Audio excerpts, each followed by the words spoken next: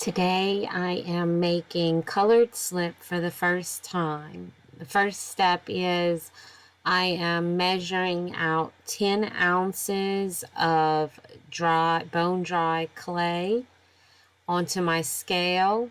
I made sure to subtract the amount of the container that I'm putting the bone dry clay in. Once I get 10 ounces of clay, then I'm going to move on to measuring the mason stain. Remember, when working with dry material, you need to have some safety precautions. Because I'm dealing with mason stains and I don't want to stain my hands, I am using some rubber gloves as well as my mask to keep any of those particulates from getting into my lungs. So the same thing with the mason stain as it was with the clay.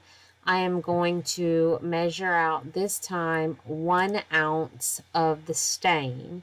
So for every 10 ounces, I'm going to do 1 ounce of stain.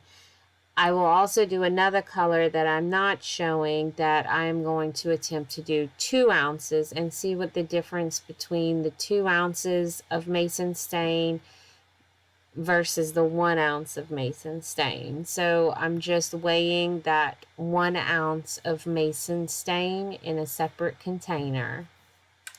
Once I get the clay and the mason stain measured out, then comes the fun part.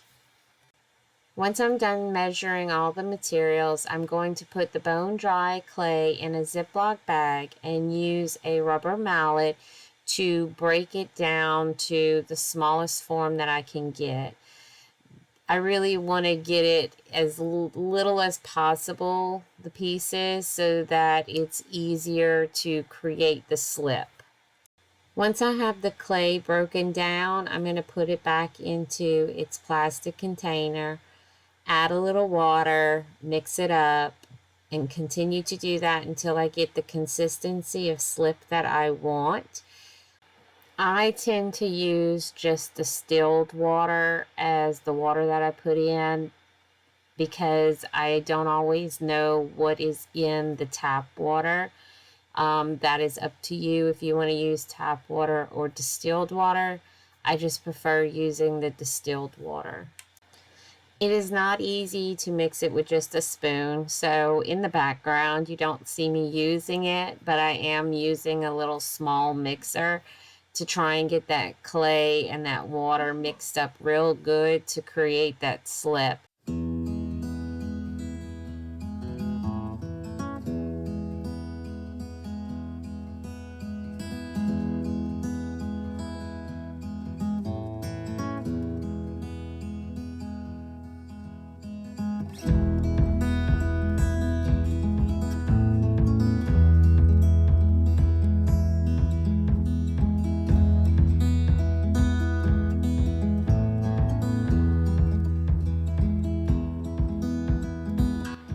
Once I have the slip at the consistency that I want, that's when I add in the mason stain and just mix it and mix it and mix it until all of the stain is evenly in the clay. You don't want some parts of the clay to be darker than other parts, so you really need to mix it very well.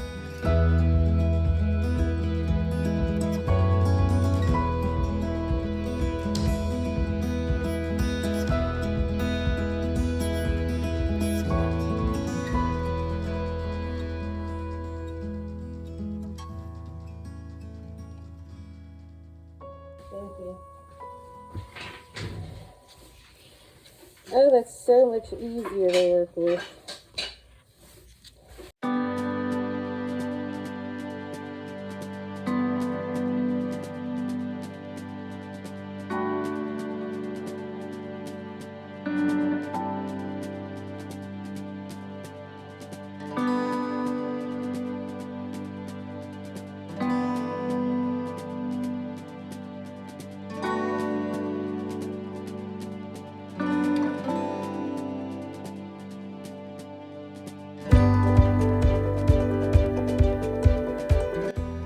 After it is mixed thoroughly, I just put a top on it and label it and store it until I use it.